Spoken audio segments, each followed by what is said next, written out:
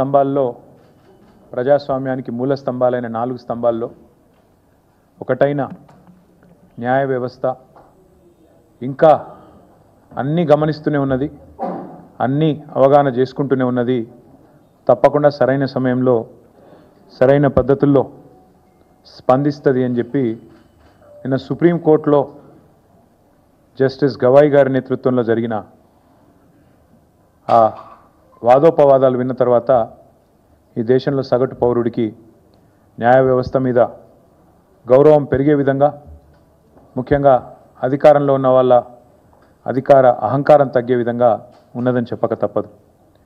నిన్నటి సుప్రీంకోర్టు యొక్క డైరెక్షన్, ఆ 100 ఎకరాలు ఎప్పుడు రిస్టోర్ చేస్తారు, ఎక్కడైతే మీరు చెట్లు కొట్టేసి ఆ పర్యావరణాన్ని అతలాకుతలం చేసినారో ఎప్పుడు మళ్ళీ తిరిగి పునరుద్ధరిస్తారు, ఎట్లా పునరుద్ధరిస్తారు అనే స్పష్టమైన ఒక రోడ్ మ్యాప్తో రండి.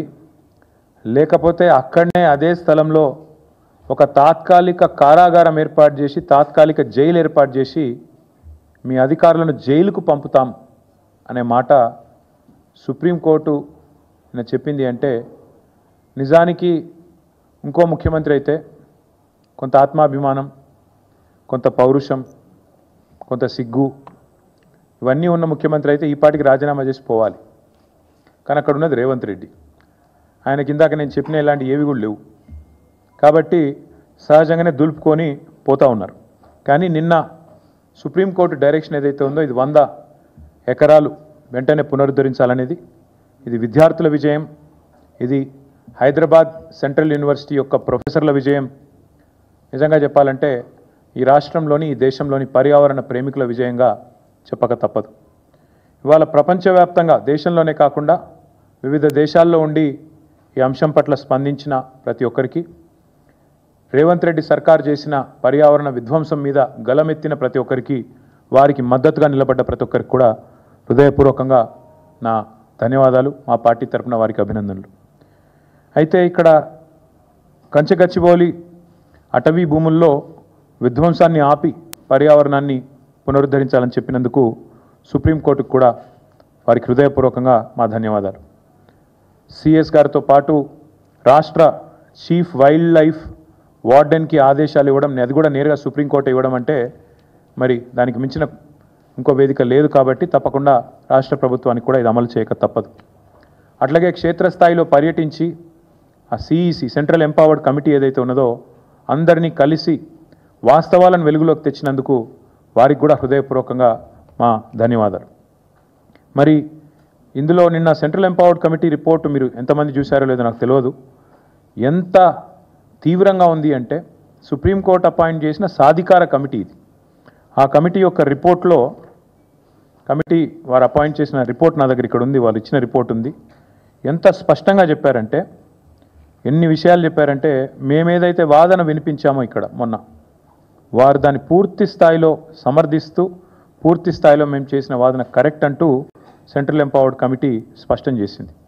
మీరు చూసినట్టయితే వారు చెప్పిన కొన్ని మాటలు నేను యథాతథంగా కోట్ చేస్తున్నాను. I'm just merely coating the committees report. ఇది నా కవిత్వం కాదు.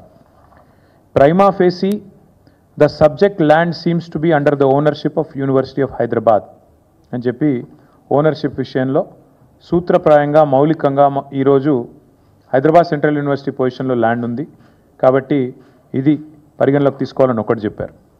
రెండవది వారు చెప్పిన మాట, until the ownership and legality of the land use are settled by this honourable court, all ongoing or proposed actions to mortgage, lease or commercially exploit the land by TGIIC may be stayed by this honourable court to prevent further financial and legal complications. ఈ విషయం తేలేదాకా, ఈ విషయం ownership విషయం కానీ, legality of the land use అంటే అక్కడ అడవి ఉండగా కూడా అడవిని ధ్వంసం చేసి కట్టొచ్చా లేదా అనేది కానీ తేలేదాకా, సుప్రీంకోర్టు తేల్చేదాకా all ongoing or proposed actions to mortgage, to lease or to commercially exploit అంటే అక్కడ కట్టడాలు కానీ, తాకట్టు పెట్టడాలు కానీ, అట్లాగే లీజ్కి ఇవ్వడాలు కానీ, ఇవన్నిటిని కూడా తక్షణమే ఆపే విధంగా, స్టే చేసే విధంగా సుప్రీంకోర్టు చొరవ తీసుకోవాలని చెప్పి కూడా సెంట్రల్ ఎంపవర్డ్ కమిటీ నిన్న రిపోర్ట్లో చెప్పింది. అట్లాగే వారు చెప్పిన ఇంకొక మాట, in view of the seriousness of violations and potential financial impropriety, an independent investigation by any specialized agency may be ordered. చెప్పిన మాట మళ్ళీ ఒకసారి రిపీట్ చేస్తాను, ఇది ఇంపార్టెంట్ మాట. వారు సెంట్రల్ ఎంపవర్డ్ కమిటీ ఇచ్చిన మాట ఏంటంటే, చెప్పిన రిపోర్ట్ ఏంటంటే, in view of the seriousness of the violations and potential financial impropriety, ఇక్కడ జరిగిన ఆర్థికపరమైన అవకతవకలు, ఇక్కడ జరిగిన ఉద్దేశపూర్వకమైన ఒక అరాచకత్వం ఏదైతే ఉందో దాన్ని దృష్టిలో పెట్టుకొని ఖచ్చితంగా మరి ఒక ఇండిపెండెంట్ ఇన్వెస్టిగేషన్ ఒక స్పెషలైజ్డ్ ఏజెన్సీ ద్వారా ఆర్డర్ చేయండి. ఇది నా మాట కాదు, సెంట్రల్ ఎంపవర్డ్ కమిటీ వారు ఇచ్చిన రిపోర్ట్. అంటే ఎగ్జాక్ట్గా ఇదే మాట నేను ఇక్కడ కూర్చొని వారం రోజుల కింద చెప్పాను.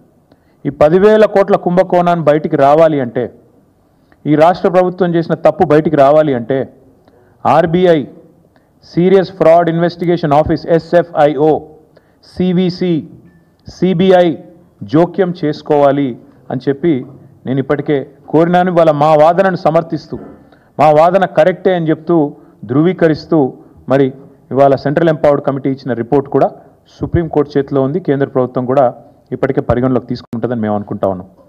అయితే ఇక్కడ ఆశ్చర్యం ఏమంటే, ఇవంతా మీకు తెలిసిందే. మోడీ గారు నిన్ననో మొన్ననో ఎక్కడనో ఒక దగ్గర హర్యానాలో మాట్లాడినారు. మోడీ గారిది ఎట్లుందంటే ఒక యాన్యువల్ సైకిల్ లెక్కున్నట్టుంది. సంవత్సరానికి ఒకసారి మాట్లాడతాడు. పోయిన ఏప్రిల్లో మాట్లాడిండు. పోయిన ఏప్రిల్ 2024లో ఏమన్నాడు, తెలంగాణలో ఆర్ఆర్ ట్యాక్స్ వసూలు అవుతుంది. కరెక్ట్గా 1 year కిందట, దానికి వార్షికోత్సవం కూడా అయిపోయింది. ఆర్ఆర్ ట్యాక్స్ వసూలు అవుతుంది, విచ్చలవిడి దోపిడీ జరుగుతుంది తెలంగాణలో.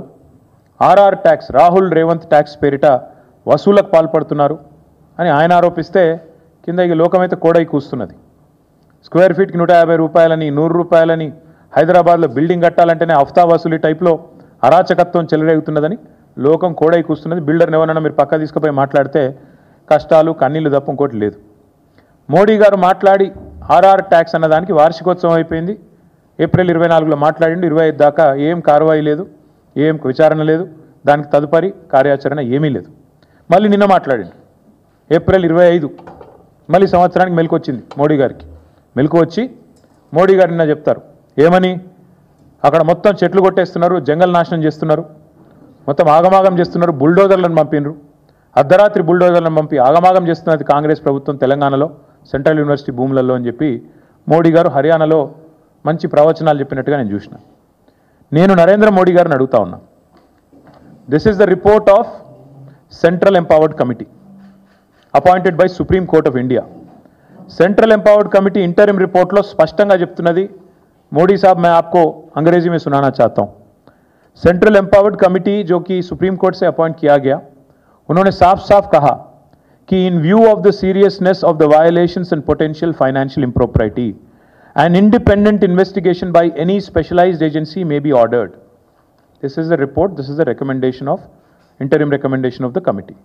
Now I am demanding BJP, I am demanding Prime Minister Modi, अगर आप तहे दिल से ये चाहते हो कि यहाँ के जो कांग्रेस हुकूमत ने जो गलत काम किया हैदराबाद सेंट्रल यूनिवर्सिटी में, इसका अगर सच बाहर लाना है, इसमें अगर जो दोषी है उनको अगर शिक्षा देना है, या ये आपका अगर एजेंडा है, आपका अगर इच्छा है, मैं पूछना चाहता हूं आपसे, हमारी पार्टी की तरफ